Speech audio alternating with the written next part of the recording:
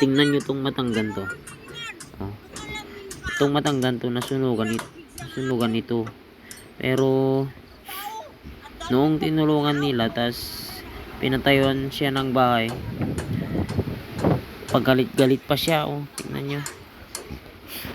Sabi niya dyan, ayaw niya daw yung pinatayo nilang bahay kasi para daw bahay ng kambing. Imbes na magpasalamat siya, ayan, nagagalit pa siya. Sana na lang nagpasalamat na lang siya para sa mga ginawa ng mga barangay workers na yan. Tingnan nyo, oh. Ayan, oh, nagagalit siya, nagtuturo-turo pa siya. Kala mo naman kung nasunugan kasi sila. Ayan, tapos nung nalaman ng mga barangay, mga opisyales ng barangay, ipinaalam nila sa DSWD, tapos tinulungan sila ng DSWD.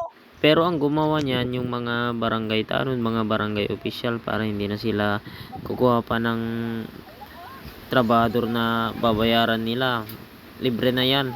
Imbes na magpasalamat, ayan, galit na galit pa siya. Tapos pinagsabihan pa na para daw bahay ng kambing. Imbes na matuwa, sinabi pang ganyan. Sana masiyahan pa siya kasi may matutulugan na sila, kasi yung bahay nila nasunog. Binigyan na nga sila ng tulong, ganyan pa sila, naglasing-lasing, tapos ayan, nagalit-galit. Oba amon ah. Nakapicture yun. Oba amon. Picture. Handa ka picture, gumawa ka lang nun. Ano picture nun?